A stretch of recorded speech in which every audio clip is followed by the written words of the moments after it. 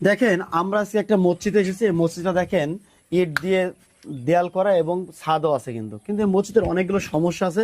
এই এলাকার লোকজন অত্যন্ত দরিদ্র এবং তারা সাধারণত চাউল ডাউল বা বিভিন্ন ধরনের 2 টাকা 5 টাকা এক একজনের কাছে চাঁদা ধরেই কিন্তু এই মসজিদটা তৈরি করেছে। আজকে কেন আপনাদের দেখাচ্ছি, দেখেন এখানে এই যে বাথরুম, দেখেন বাথরুমের কি অবস্থা থাকছে। এই পাশে কিন্তু একটা জানলা আছে, জানলাটা ঘেরা দেওয়া রয়েছে। দেখেন এই যে টিনের উপরে টিনের ছাওয়া। আর এই ঘরটা কিন্তু এখনো প্লাস্টারও করা হয়নি। অজুখানা দেখেন, আমার মনে হয় এমন অজুখানা খুব কমই আছে আমাদের বাংলাদেশে। ইট দিয়ে ফাঁকা ফাঁকা করে রেখেছে যাতে এটা জানালার কাজ করছে। তাই আমি আপনাদেরকে আরো একটু দেখাই, আপনারা আসেন। এপাশে দেখেন একটা মাত্র টিউবওয়েল আছে। এপাশে দেখেন এই যে জানালাগুলো সব ইট দিয়ে ফাঁকা ফাঁকা করে গেঁথে দিয়েছে। তা আমি আপনাদের কাছে অনুরোধ করবো, এই এলাকার লোক অত্যন্ত দরিদ্র এবং খেটে খায়।